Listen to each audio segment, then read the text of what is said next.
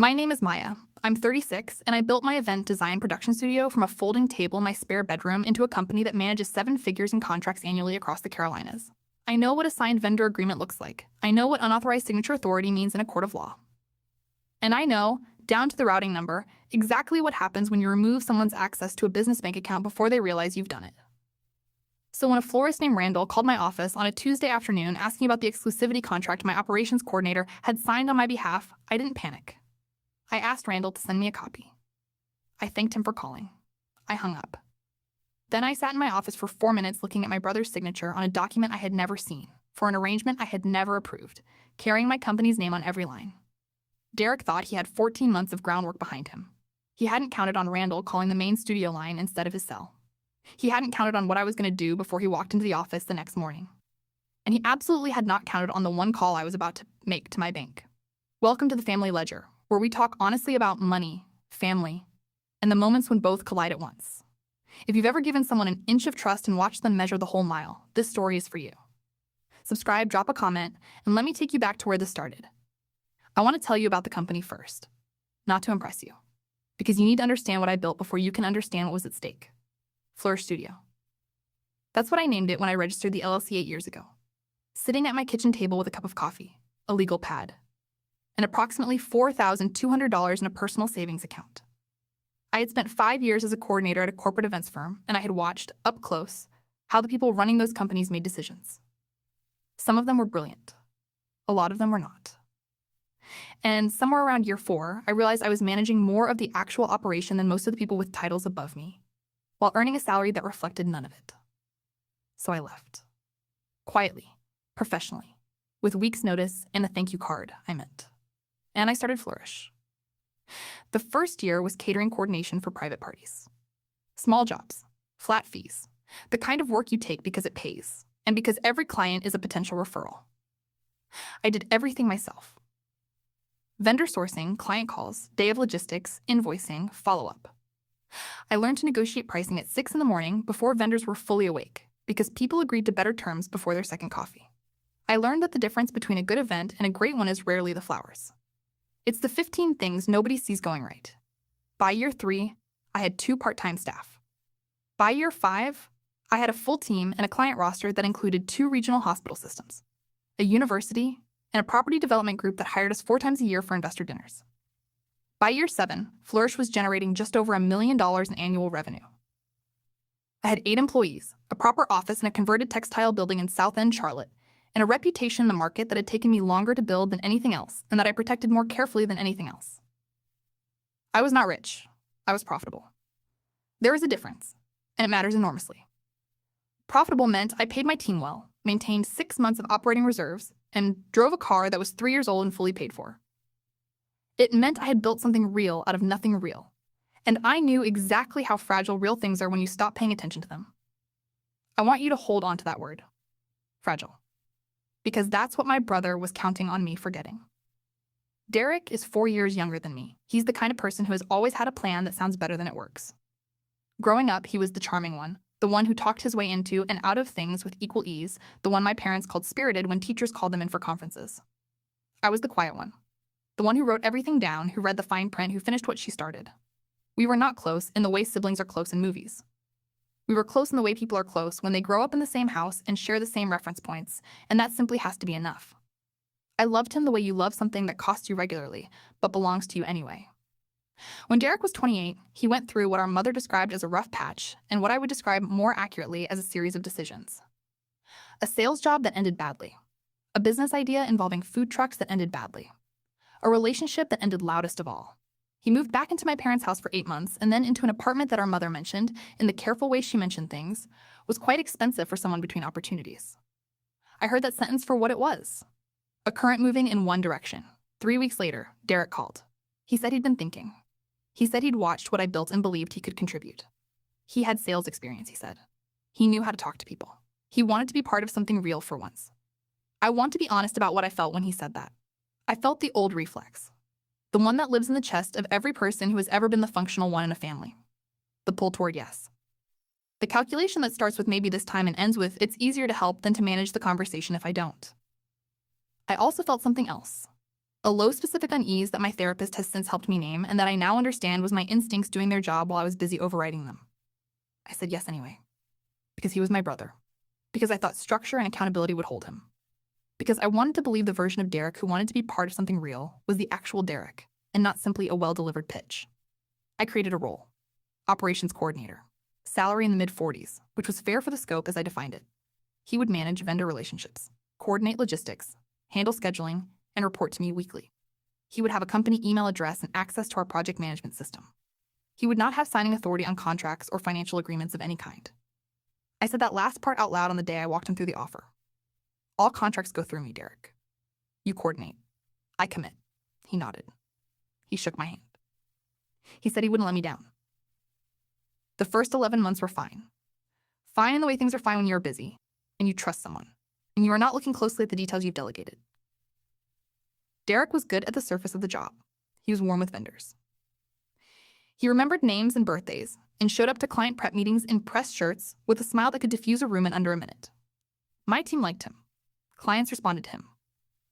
He had the particular gift of making every person he spoke with feel like the most important one in the room. I should have recognized that earlier for what it also was. That gift works in every direction. The trouble announced itself on a Tuesday at 2:47 in the afternoon when Randall Briggs, owner of Briggs Florals, called the main studio line and asked to speak with me about the exclusivity agreement. I did not know what exclusivity agreement he meant, so I asked him to describe it. He described a 2-page document on Florist Studio letterhead, emailed to him 6 weeks earlier, signed by Derek Mitchell, operations coordinator, granting Briggs Florals exclusive preferred vendor status across all Florist Studio events for a period of 18 months. In exchange, Randall said Briggs Florals had agreed to return a 12% referral fee on all invoices to a separate account Derek had specified. A separate account. I wrote that down on my notepad. I asked Randall to email me the document. He said he would. He asked if there was a problem. I told him I was just reviewing records and appreciated his diligence in following up. He said of course, and that he hoped we'd have a long relationship. I thanked him. I hung up. Then I sat in my chair and looked at the wall for 4 minutes, and let the shape of what I was looking at come into focus. The way you wait for something to develop before you decide how to react to it. Derek had signed a vendor contract without my authorization. He had used my company letterhead, my company name, my company's market position, and had directed a financial kickback arrangement to an account that was not Flourish Studios' account. I did not know yet how many other contracts there were. I did not know how deep it went. But I knew that what Randall had just described was not a one-time overstep. You don't set up a separate kickback account for a single contract. That kind of infrastructure takes intention. I opened my email. Randall's document arrived in 4 minutes. I read it twice. Derek's signature was neat, confident, and completely unauthorized. The Flourish Studio name appeared 7 times across 2 pages. I forwarded it to my business attorney, Patricia, with 3 words in the subject line. Call me today. Then I went to our project management system and I started pulling every vendor communication thread Derek had managed in the past 14 months. I wasn't looking for everything yet. I was looking for the shape of the pattern. And patterns, once you know how to look for them, reveal themselves very quickly. Here's what I want you to understand about the next 72 hours, because this is the part that matters. I did not call Derek. I did not text him. I did not change my expression at the office the following morning when he walked in with coffee and asked how the Whitmore event planning was going. I answered the way I always answered. I nodded the way I always nodded. I moved through those 3 days with the same external rhythm I always carried because in 8 years of running a business, I had learned one thing above everything else. Never show your hand before you know every card on the table. Patricia called me back within the hour on Tuesday. I walked her through what Randall had told me, sent her the contract, and asked her to tell me what I was looking at legally. She was quiet for a moment. Then she said the document was not binding on Flourish Studio because Derek had no signing authority, and any counterparty entering a contract with him should have verified that authority. However, she said if he had done this with multiple vendors, we had a pattern of fraudulent misrepresentation using my company's name. Depending on the separate account situation, we might also be looking at something more serious. How serious? I asked. She said, let's find out what else there is first. My account, not James, came on Wednesday morning. I walked him through what I'd found and asked him to pull every vendor invoice for the past 14 months and cross-reference the payment records. Specifically, wanted to know if any payments had been directed anywhere other than our standard vendor accounts. He said he'd need until end of the day Thursday. I said that was fine. I had until Friday anyway. On Thursday afternoon, James called me into the small conference room and closed the door. He set a spreadsheet on the table between us. 6 vendor relationships, he said, all managed by Derek. all containing irregular payment routing instructions added after the initial setup. 3 of them had already processed payments to an account James had traced to a personal LLC registered in Derek's name 4 months after he started working for me. An LLC, in his name, processing payments that originated from Florist Studio vendor relationships. The total that had moved through that account over 14 months was $34,000. I sat with that number for a moment, $34,000. Moved quietly, incrementally, vendor by vendor, month by month. The kind of number that stays invisible when you're busy and trusting and not looking at the granular level because you hired someone you trusted to handle the granular level. James asked me what I wanted to do. I said I needed one more piece of information first. I asked him to check whether Derek had signed anything with clients. Not vendors. Clients. James looked at his spreadsheet. Then he looked at me. "There's one," he said. "A corporate retreat for a company called Meridian Group. Signed 2 weeks ago. Contract value $180,000. Derek offered them a 15% discount on our standard rate. A 15% discount that he had no authority to offer. On a $180,000 contract. The Meridian Group had presumably already confirmed internally and budgeted around. I thanked James. I told him to hold everything and say nothing. Then I called Patricia back. Patricia and I talked for 45 minutes on Thursday evening. She walked me through every option clearly and without drama, the way good attorneys do when they know their client needs information more than reassurance. We talked about what exposure Flourish Studio had, what exposure Derek had, and what the cleanest path forward looked like from a business protection standpoint. At the end of the conversation, she asked me one question. "What do you want the outcome to be?" I thought about that. Not for long. Because I had been thinking about it in the background since Tuesday at 2:47, when Randall called, and the shape of things came into focus. I want my company protected, I said. I want every unauthorized commitment voided. And I want Derek to understand what he did, not from me telling him, but from watching it unravel in front of him. Patricia said she could help with the first 2. The third, she said, was going to happen on its own. That night, I called my bank. I spoke with our business banking relationship manager, a woman named Carol, who had managed the Flourish Studio account since year 2. I told her I needed to remove a named authorized user from our account with immediate effect. I needed all access cards and credentials associated with that user to be deactivated. I needed the change confirmed in writing by the end of business Friday. Carol said she would handle it personally. She asked if I needed anything else. I said one more thing. If anyone calls inquiring about payment processing on behalf of Flourish Studio in the next 30 days, I want to be notified immediately. She said, of course. I thanked her. I set my phone on the counter. I stood in my kitchen for a moment in the dark. $34,000. My company's name is on 6 unauthorized contracts. My brother's LLC is receiving payments that should have gone to vendors. And a $180,000 client deal built on a discount he had no authority to give. I thought about the folding table in my spare bedroom, the $4,200 in savings, the 6 a.m. vendor calls, the 8 years. Then I went to bed, because what I needed most before Friday was to be rested and clear and exactly as calm as I planned to appear. If you've ever had to act normal while knowing something that changes everything, leave a comment. Tell me how you held it together. And if you haven't subscribed to the Family Ledger yet, do it now. Because what happens on Friday, I planned in the time it takes to make one phone call. Friday morning. Derek arrived at 8:50, 10 minutes before our standard 9 o'clock team check-in. He brought pastries from the bakery on the corner, the ones with the almond glaze that he knew the team liked.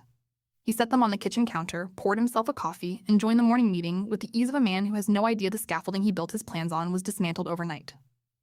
I ran the meeting the way I always ran it. Agenda items, event updates, vendor status, and staffing notes for the upcoming Whitmore Gala. I assigned tasks. I asked questions. I said Derek's name twice in a normal context, normal tone, the same way I said everyone else's name. He left the meeting looking the way he always looked. Comfortable. At home in a company he had spent 14 months treating as an extension of his own. At 11 in the morning, Patricia sent the first letter. Certified mail to all 6 vendors named in the unauthorized contracts, advising them that the agreements purportedly signed by Derek Mitchell were not authorized by Flourish Studio, were not binding on the company, and were considered void. She included a contact number for any questions.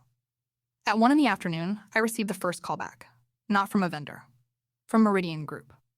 Their operations director, a man named Paul, called my direct line. He was polite, but his voice had the particular quality of someone who has just been told something they didn't expect and is trying to understand it before reacting. He said he'd received a letter from our attorney indicating that the contract for their corporate retreat, signed 2 weeks ago by our operations coordinator, was unauthorized and void. He said his company had already begun internal planning around the event and had allocated the budget at the discounted rate Derek had offered. I know, I said. I'm sorry you're in this position, Paul. That contract was not authorized by me or by anyone with signing authority at Flourish Studio. The rate Derek offered is not a rate we can honor. There was a pause. Then Paul said, "We've worked with your company twice before. We wanted to work with you again. I understand. And I'd like to continue that relationship. I'd like to offer you our standard corporate rate, which I'm happy to discuss personally. But I can't honor an agreement that was made without my knowledge or authorization." Paul said he'd need to discuss it internally and would call me back. He called back at 3. He said they'd like to continue with Flourish Studio at the standard rate. He said he appreciated that I'd handled it directly. He said he had one question. He asked what had happened to the operations coordinator who signed the original agreement. I told him that it was being addressed internally. Paul said he understood. We scheduled a call for the following week to begin the process correctly. I hung up. I looked at my desk. Then I looked at the time. 3:12 in the afternoon. Derek's desk was on the other side of the glass partition. I could see him on a call, gesturing the way he gestured when he thought a conversation was going well. He had no idea that Meridian Group had just called me. He had no idea that 6 vendors had received letters that morning. He had no idea that his company credit card had stopped working at midnight and that the access code he used for our payment system would return an error message the next time he tried to use it. He found out at 4:17. One of the vendors, a rental equipment company we'd used for 3 years, called Derek's cell directly. I know this because Derek appeared in my office doorway at 4:20 with his phone in his hand and an expression I had never seen on his face before. Not the charm. Not the ease. Something stripped back and exposed underneath both of those things. He closed the door behind him. He stood there for a moment. Then he said, "What did you do?" I set down my pen. I folded my hands on my desk. I looked at him the way I look at a contract clause that needs to be read carefully before anyone speaks. "What did I do?" I said. He put his phone on my desk. The rental company's number was still on the screen. They called me. They said they got a letter from your attorney saying the vendor agreement I signed is void. His voice was controlled. Tight at the edges, the way a voice gets when the thing underneath it is not controlled at all. "Yes," I said. "You voided my contracts. They were never your contracts, Derek. They were unauthorized agreements signed in my company's name by someone who had no authority to sign them." He stared at me. I was trying to grow the business. You were trying to grow something. I looked at him steadily. James found the LLC. He found the $34,000. The silence that followed was the kind that tells you everything you need to know about whether someone is going to try to explain or whether they already know no explanation holds. Derek looked at my desk. He looked at his phone. He looked at the glass partition behind him at the office, where his colleagues were still working, unaware. "I was going to tell you," he said finally. "Tell me what? I was going to bring you in. The LLC, it was supposed to be a holding structure for a bigger operation. I had a deal I was building with a partner, and I needed a vehicle for it, and I thought if I showed you the results first, you'd see the value of what I was doing." "A partner," I said. He paused. "An events company in Raleigh. They wanted access to our client list. I was negotiating a kind of referral arrangement." I looked at him for a long moment. "My client list. Our client list. No." I said it the way I'd say it to a vendor who'd submitted a fraudulent invoice. Clear and final, and without anger because anger was not the right tool for what this moment required. My client list that I built. That belongs to Flourish Studio. That you were going to share with a competitor in exchange for what exactly? He didn't answer. "A cut of the referrals," I said. "On clients you sourced from my database, through a company in your name without telling me." His jaw tightened. "I was trying to build something. You were building it out of what I built, without my knowledge. Using my company's name, my company's vendor relationships, my clients, and $34,000 that moved through an LLC you registered 4 months after I hired you." Derek looked at the window. He had the expression of a man who had just watched a structure he believed was solid simply cease to exist beneath him. "I didn't take anything from you," he said. "The vendor kickbacks were commissions. I earned those. Patricia's letter says otherwise. And so does the contract law around unauthorized agency. You went to a lawyer before you talked to me? I talked to a lawyer because you signed legal documents in my company's name without my knowledge. I went to my accountant because money moved through my vendor accounts to a private LLC. I went to my bank because I needed to protect my company. His name isn't on any of those things, Derek. Mine is." He sat down in the chair across from my desk, not because I invited him to. Because his legs needed somewhere to go. "What happens now?" His voice was quiet. Deflated in a way I hadn't heard before. "Now you're no longer employed here. Patricia will send you the separation paperwork. It will include a requirement to dissolve the LLC and return the $34,000 to Flourish Studio within 60 days, or we will pursue formal legal action for misappropriation of funds." He looked up. "You'd do that." To me. I looked back at him. You did that. To me. He left the office at 4:45 that Friday. He didn't say goodbye to the team. He took his coffee mug, his phone charger, and the small succulent plant on his desk that I'd given him at Christmas. He walked past the glass partition and through the front door, and the agency alarm beeped once when it closed behind him. My team knew something had happened. People who work in proximity to other people always know when something has happened, even when they don't know what. My office manager, a woman named Tish, who had been with me for 5 years, knocked on my door at 5:05. "You okay?" she asked. "Getting there," I said. "I'll explain what I can on Monday." She nodded. She'd been in the industry long enough not to ask questions she knew weren't hers yet. She turned to leave. Then she turned back. For what it's worth, she said something felt off about him for a while. "But it wasn't my place," I nodded. "It wasn't," I said. "But thank you for saying it now." She left. I sat in my office until 6. Then I locked up, set the alarm, walked to my car, and drove home in the quiet that follows when something you dreaded has finally happened, and the dread is gone, and what's left is just the work of what comes next. The aftermath was less dramatic than the setup and more expensive than I expected. Patricia sent Derek the separation agreement on Monday. He had an attorney review it by Wednesday. His attorney called Patricia. There were 4 days of back and forth that I was not part of, but was briefed on each evening by phone. Derek's position was that the LLC represented legitimate commission structures he'd developed in the performance of his role. Patricia's position, delivered in the particular measured tone she used when she knew she was right and was saving everyone time, was that an employee creating a separate corporate entity to receive undisclosed financial benefits from employer-vendor relationships was not a commission structure. It was a conflict of interest at minimum and misappropriation at maximum, and he could choose which conversation he wanted to have. He chose to sign the agreement. The $34,000 came back in 2 installments over 60 days. Patricia monitored the timeline. I didn't have to think about it again until the second payment cleared, and she sent me a confirmation email with one line. Done. The vendor contracts were voided without significant damage to most of those relationships. Randall at Briggs Florals was gracious about it. He said he'd suspected the arrangement was unusual but hadn't wanted to raise it. I told him I appreciated his call more than he knew. We renegotiated a standard preferred vendor agreement on normal terms, and he's done 4 events with us in the months since. Meridian Group came back. Paul and I had a good conversation the following week. They booked their corporate retreat at the Standard. It was one of the cleaner events we ran that quarter. The competitor in Raleigh that Derek had been negotiating with called me 2 weeks after he left. Not to apologize. To ask if I'd be interested in a legitimate referral partnership. I said no. Politely. Permanently. My team adapted the way good teams adapt. Quietly. Professionally. With the resilience of people who have worked for something they believe in and don't require drama to keep believing in it. I promoted Tish to operations manager.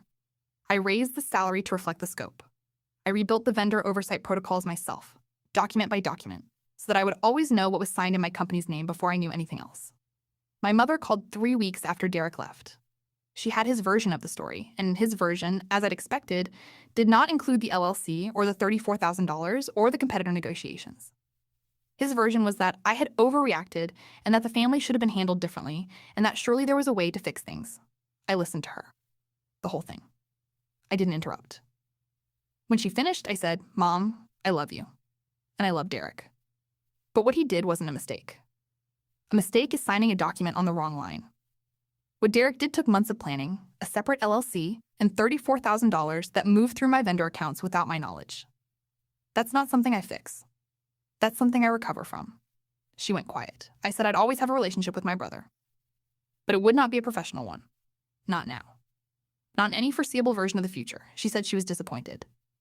I said I understood. We talked for another few minutes about other things, the careful way you talk when a conversation has arrived somewhere tender and neither of you has the right words for it yet. Then we said goodbye. I sat with the phone in my hand afterward, not from regret. From the particular weight of decisions that are right but still cost something. The weight doesn't mean you decided wrong. It just means you decided. Derek texted me once about a month later. No apology. Just, I hope you know I was trying to build something for both of us. I looked at that message for a long time. Then I put my phone face down on my desk and went back to the invoice I was reviewing. I haven't responded. I don't plan to. The message he sent me told me everything I needed to know about whether 3 months had changed anything. He had taken from my company for 14 months, and the story he'd arrived at was that he was doing it for us. Some people, when they can't apologize, reframe instead.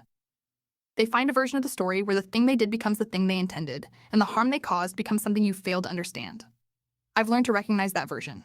I've learned not to argue with it. The bank records don't argue. The signed agreements don't argue. The $34,000 doesn't argue. Documents don't revise themselves to protect anyone's feelings. That's the thing about evidence. It just sits there and stays true. Florist Studio finished that fiscal year up 18% from the prior year. Not because of anything dramatic. Because the team worked, the clients were good, and the operations we rebuilt after Derek left were cleaner and tighter than the ones we'd had before. Sometimes damage, when you contain it in time, becomes instruction. I hired a proper operations manager in the spring. External candidate, full reference checks, a 90-day review structure with documented metrics. She's excellent. She asked me in her second week why I had such a detailed signing authority policy, and I told her the short version. She nodded. She said she'd seen similar things before. She said it was smart to have the controls in place. I told her the controls weren't in place when it happened. That's why they're in place now. There's a version of the story where I feel sorry for Derek. I want to be honest and say that the version exists. He's my brother. I know what shaped him. I know the family dynamics that made charm easier than effort and shortcuts more accessible than plans. I know that some of what he is, I had a hand in. Because every time I covered for him, every time I softened the consequence of a choice he made, I was teaching him something about what the world would do when he pushed it. I was teaching him that it would give. I don't fault myself for that the way I used to. I was doing what families do when they love imperfectly and try to hold things together anyway. But I understand now that love and accountability are not opposites. The most honest thing I ever did for my brother was refuse to let him build his future on the foundation of what I had built and make him face what that looked like when the access was gone. He doesn't see it that way yet. Maybe someday. What I know is this.